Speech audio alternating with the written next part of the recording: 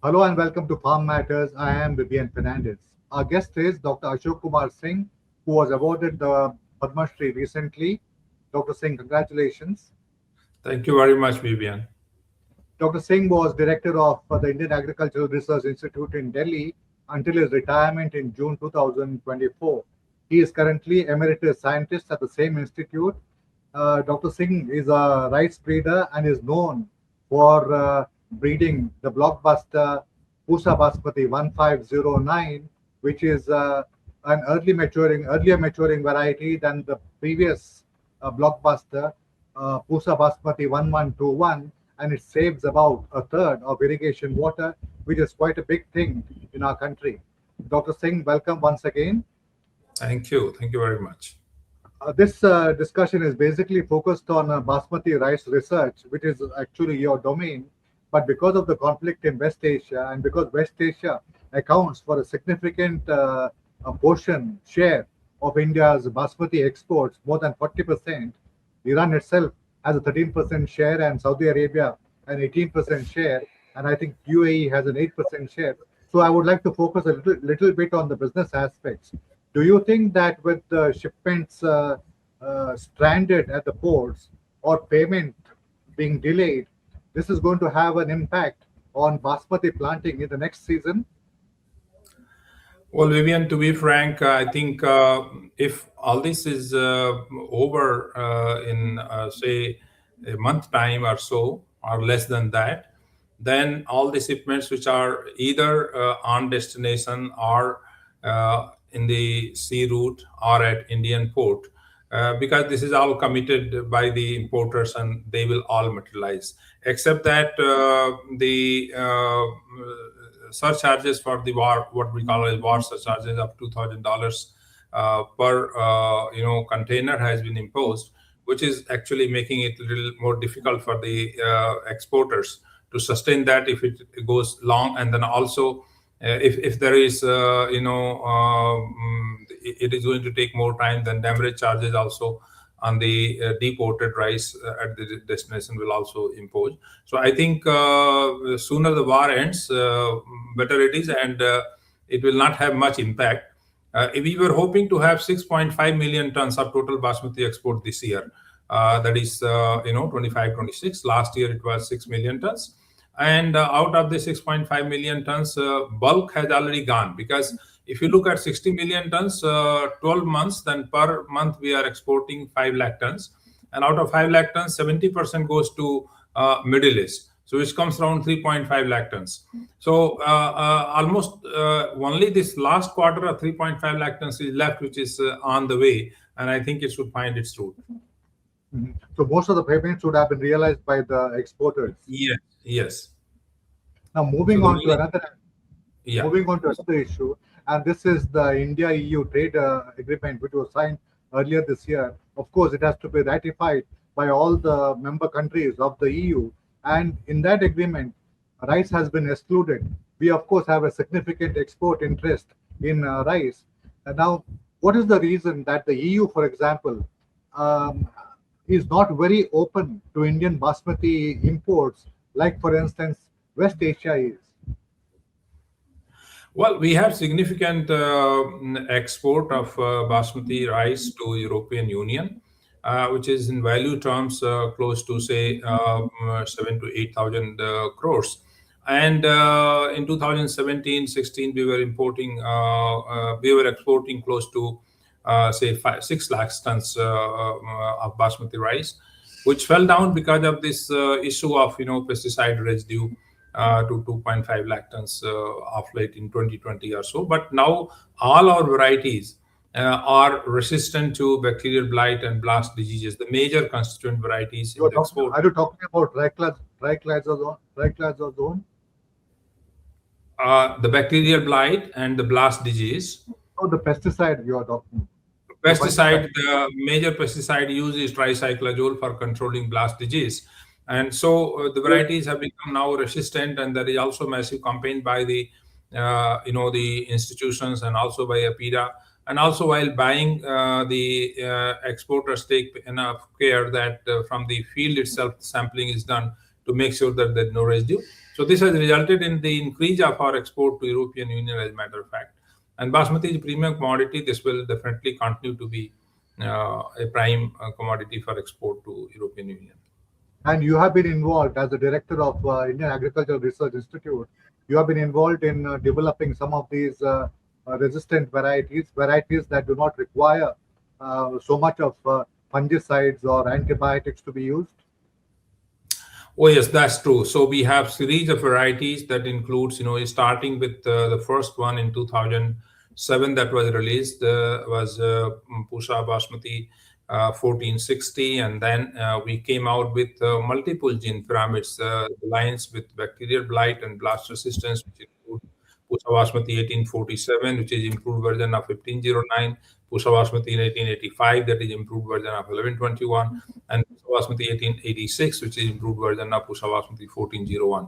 Likewise, we have Pusa Basmati 1718, which has bacterial blight resistance, is also improved version of Pusa Basmati 1121.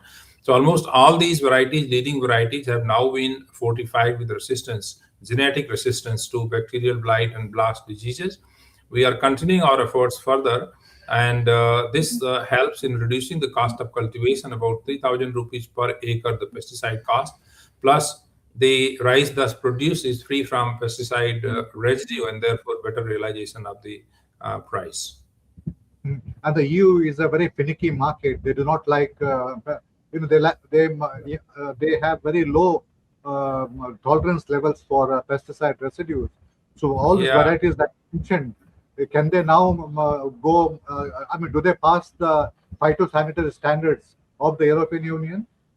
Yes, you rightly said that EU standards are very, very stringent. As a matter of fact, any pesticide, insecticide, fungicide, which is not used in European Union, for that they have fixed a default limit of 0.01 ppm, which is actually the detecting limit of the instrument. So 0.01 ppm is 1 milligram in 100 kilogram of rice, if we talk tricyclazole or any other.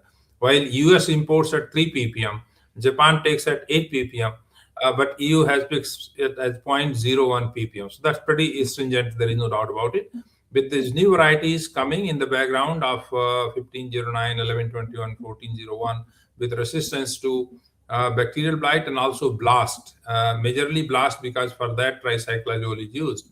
So this is making an impact significantly, making production of rice, basmati rice, free of any pesticide residue. But does the European Union itself produce aromatic rice, and does it want to protect that market?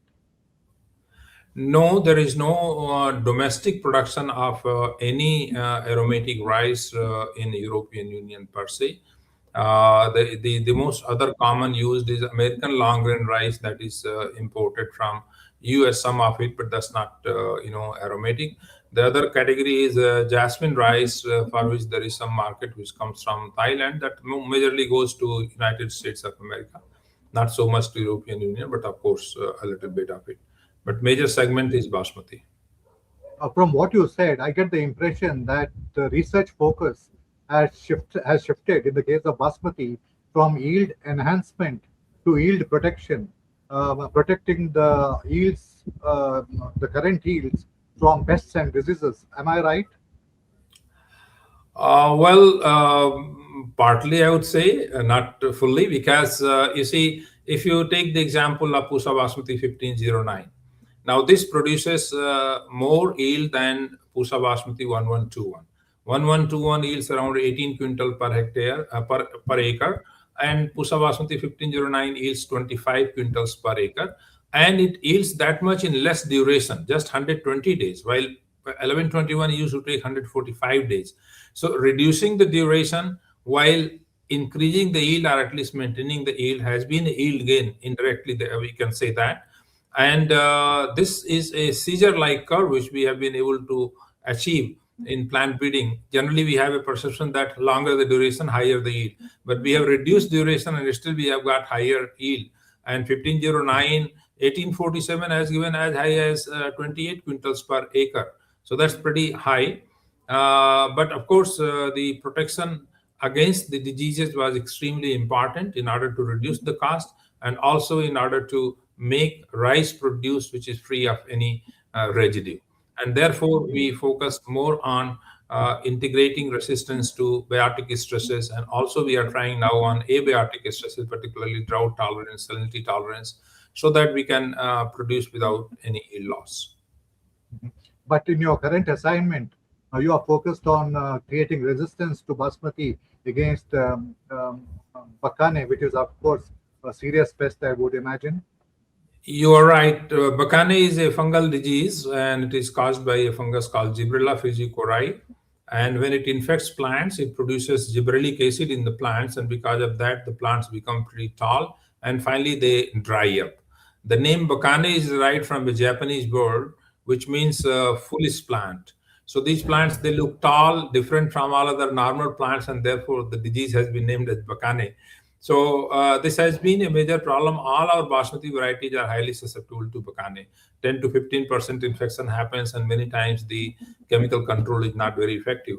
Therefore, we are intensively working on this, screening large number of land races, farmers varieties, wild species to identify the sources for resistance, map the gene, and then we have made some headway in that. And one of our major objective in my emeritus scientist project is to map these genes and then transfer those genes into high yielding basmati varieties.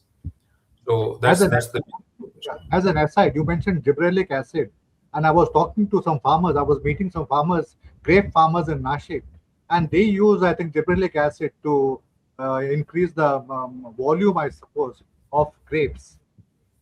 Is that how it is used? yes. It is. It helps elongation. So elongation, and therefore sometimes it is used. We used gibberellic acid in hybrid rice seed production, where you want the female parent panicle to come out, and when you spray gibberellic acid, because of elongation of the internode, the panicles come out, and you have more seed production. So there are applications, but that's not desirable to use it. In the product which is to be consumed directly.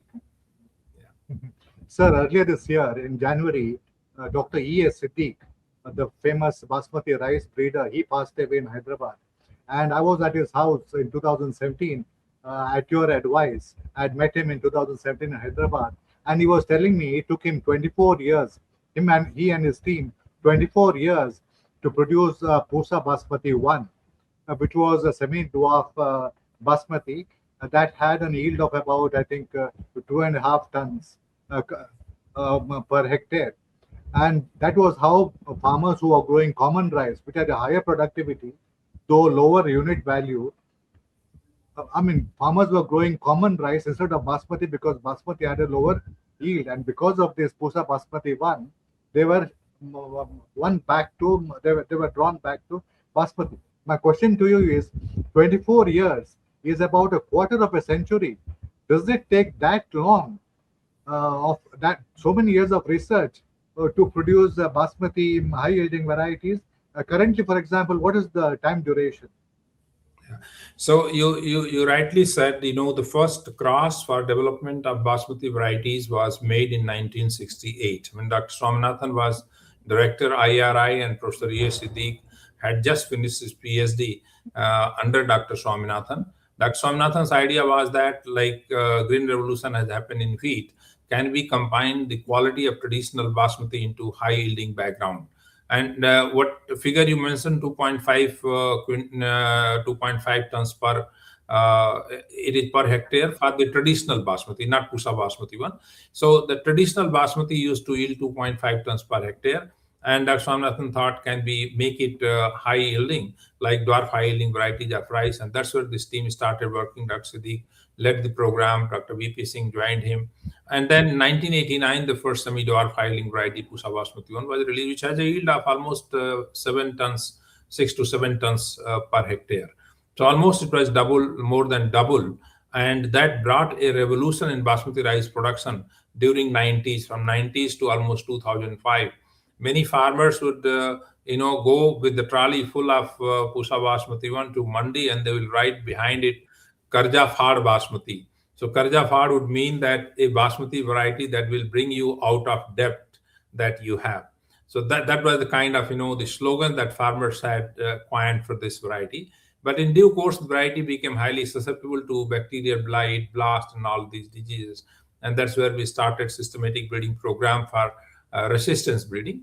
So because initially it took long time, because you see, when you cross basmati with non-basmati, all the basmati quality characters are impaired, and to restore those characters you have to go for several rounds of back crossing with basmati.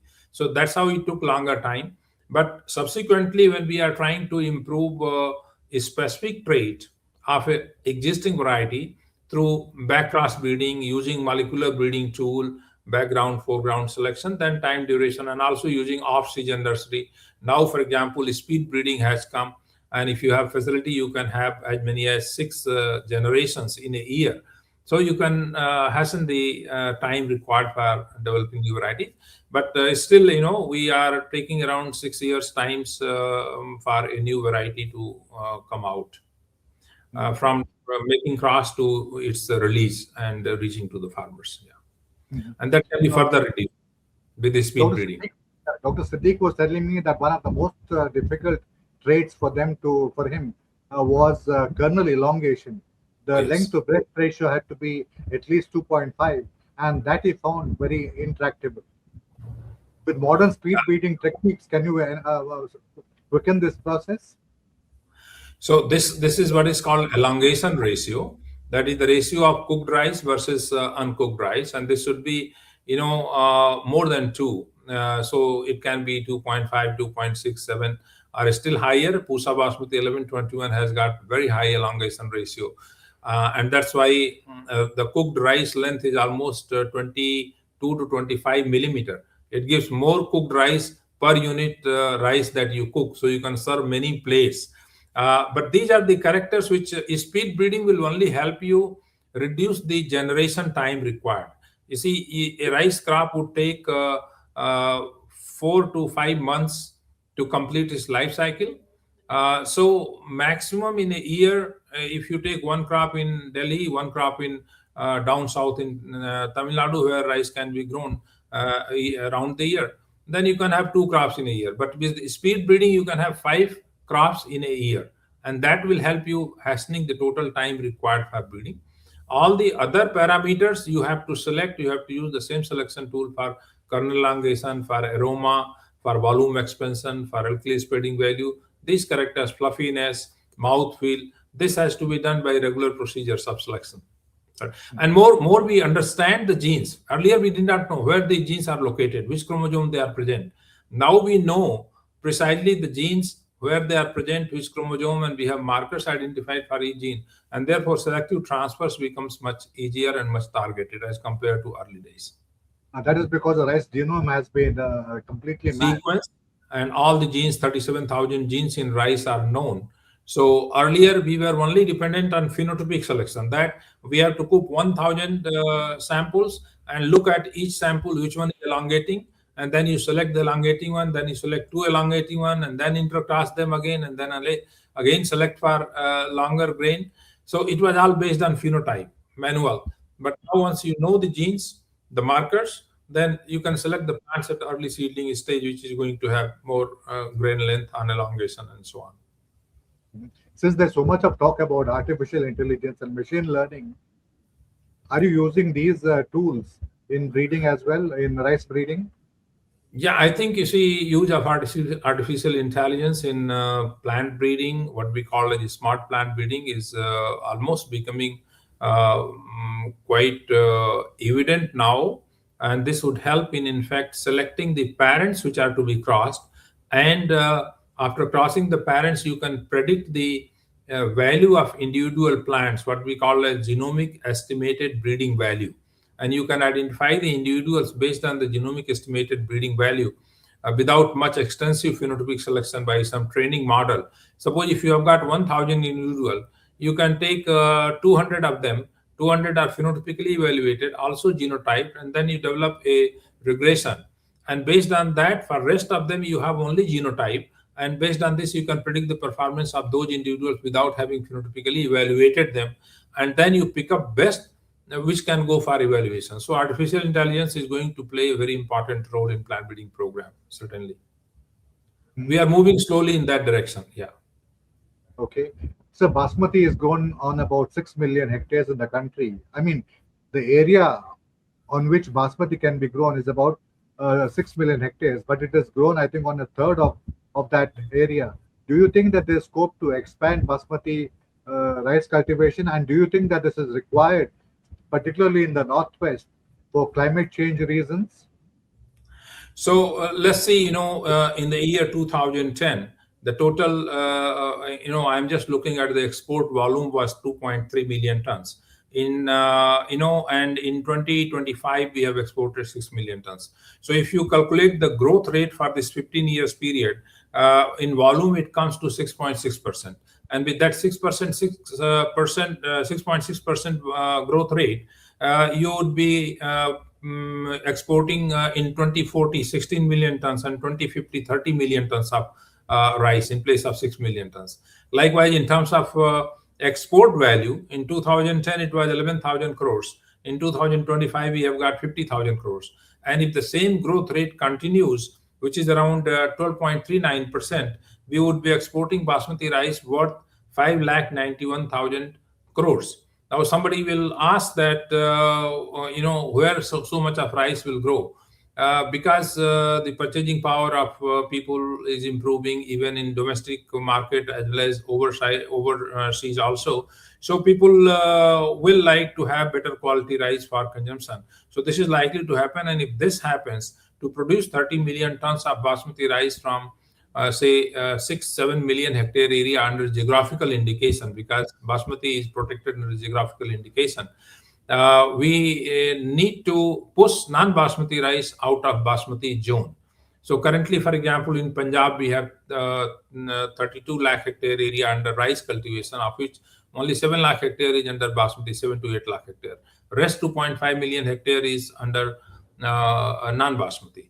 So that area can be pushed to, say, eastern UP, Bihar, West Bengal. We can expand in those areas where water is also not that a big problem. Here, water table is depleting fast. Basmati requires less water as compared to non-basmati. So, likewise in Haryana, out of 14 lakh hectare, we have 7 lakh hectare under basmati, and the rest is non-basmati. So that can be pushed out to non-GI zone, and we will have enough land in the GI area to produce basmati rice for future need. But we need to, even if we put all 7 million hectare under no basmati, we will be able to produce around 30 million tons of, we will not be able to produce 30 million tons of rice. It will be still sort of around 25 million tons. So we need to improve our productivity. Therefore, we need to use new tools and technology, advances in science, so that we can address the major problem today. And still, I would say there are a couple of problems that we need to address.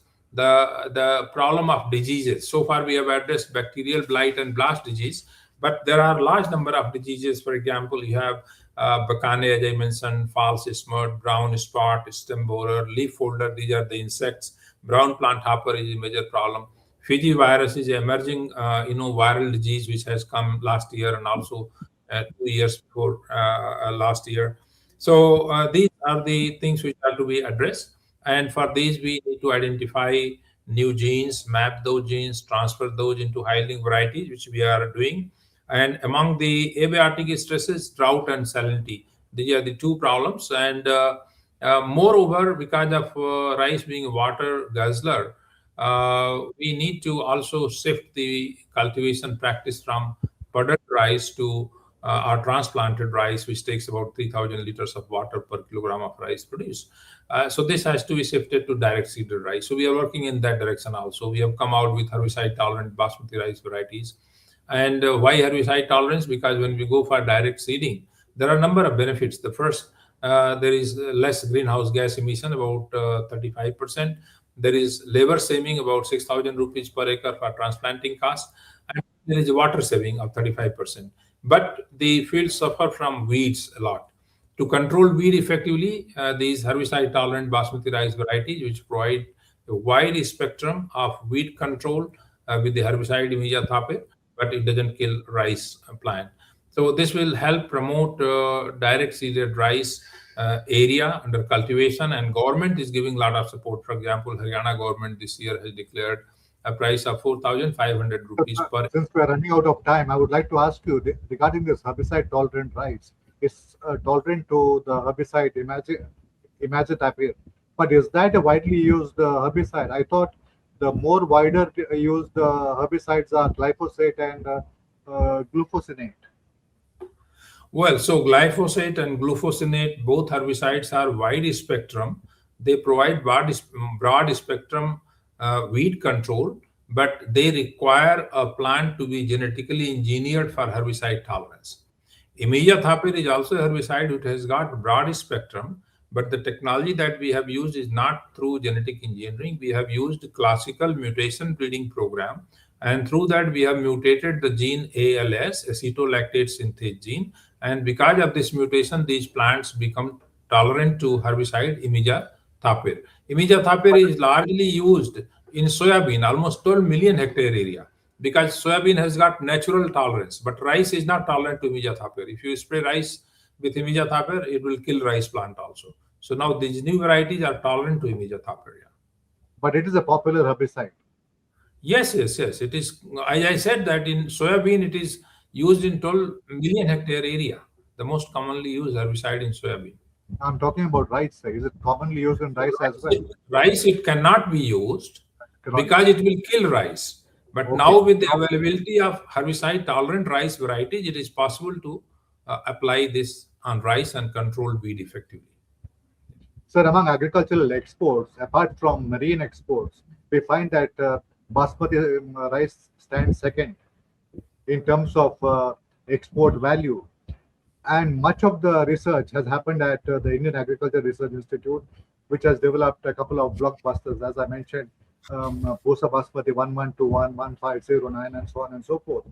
Can we say that the payback from the research has been disproportionate to the amount of money that has gone into the research, and the government should not be niggardly with spending on research, but should increase the spending on agricultural research? Well, you see, expenditure on R&D by the government is on increase. There is no doubt about it. But generally, if you look at, you see the expenditure in other countries, R&D expenditure is 1% of the agricultural GDP. And if you see our total GDP is about 300 lakh crores, contribution of agriculture is 18%. So that is 54 lakh crores. And 1% of that is 54,000 crores. So that's the annual, one could expect if it is 1%. We are not at 1% limit, but I think there is no as such research fund crunch for doing research. Government is taking enough care for that. My one point is that, see, this is one commodity which is bringing $6 billion US dollar of foreign exchange, close to 50,000 crores. And if a system is developed where the cess which is generated, in the terms of Basmati Development Fund, some money from that can be diverted for on a regular basis for the purpose of research. Likewise, the mandi cess, which is 6%, and the total value of the produce of Basmati rice, if we take, and 1% of that only if we consider, we get around 63 crores of rupees, which can be plowed back to research and Basmati. I am talking of this only from Basmati. And if you take 1% of 50,000 crores, it is 500 crores. So if not that much, at least some proportion of this is directly channeled by a mechanism. We can definitely, do a lot better, because new age science and technology requires definitely much more investment. When we talk of, artificial intelligence, machine learning, smart plant breeding, speed breeding, all these new technologies, or genomic selection, they would require more investment, and we need to do that. And I think government is investing a lot in this side. We are having a speed breeding facilities coming out at IARI, one at Indian Institute of Pulses Research. That will expedite the breeding process. But my specific focus is that from the mandi cess generated, which goes to state directly. Nothing comes from research, and this is only purely because of the research done by this institution. So part of that money should come, and also from the export cess generated if there is a direct provision. The government is providing from its R&D budget, no problem. Points noted, sir. Thank you very much for joining.